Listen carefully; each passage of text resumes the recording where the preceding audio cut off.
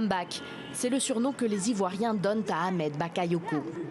L'homme, alors ministre de la Défense, est comme chez lui ici à Abobo lorsqu'en 2018, il brigue la mairie.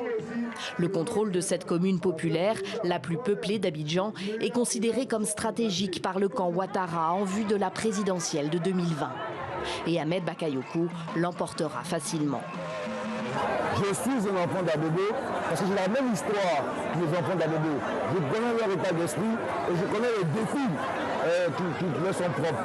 Donc avec eux, j'ai un combat à mener pour que nous ayons le même destin. J'ai des projets pour Abobo et c'est ça le plus important.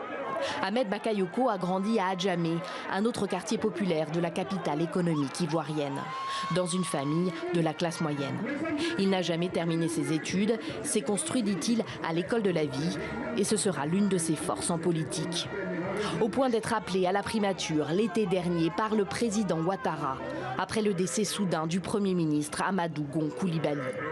C'est lui qu'Alassane Ouattara avait désigné comme dauphin pour lui succéder sous les couleurs de son parti, le RHDP, à la tête de la Côte d'Ivoire. La rumeur prête alors à Ahmed Bakayoko l'envie de tenter sa chance à quelques mois de la présidentielle. Mais lorsque le chef de l'État sortant annonce qu'il briguera un troisième mandat, Ahmed Bakayoko le soutient et se lance dans la campagne.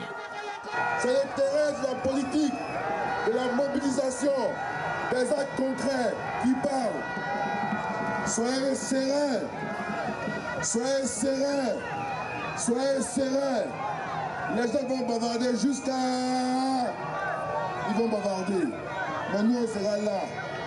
Le 31 octobre va se passer tranquille. C'est au fil des ans qu'Ahmed Bakayoko s'est imposé au sein du premier cercle d'Alassane Ouattara. Il a d'abord été proche de Dominique Ouattara, la femme du président, lors de sa première vie, celle d'homme de médias. Fondateur du journal Le Patriote, il a aussi dirigé un groupe de radio jusqu'au début des années 2000. Jusqu'à ce qu'il soit nommé en 2003 ministre de la mouvance Ouattara au sein du gouvernement d'union nationale constitué après les accords de Marcoussis. 7 ans plus tard, Alassane Ouattara, président, le nommera à l'intérieur, puis à un autre poste clé, la défense en 2017.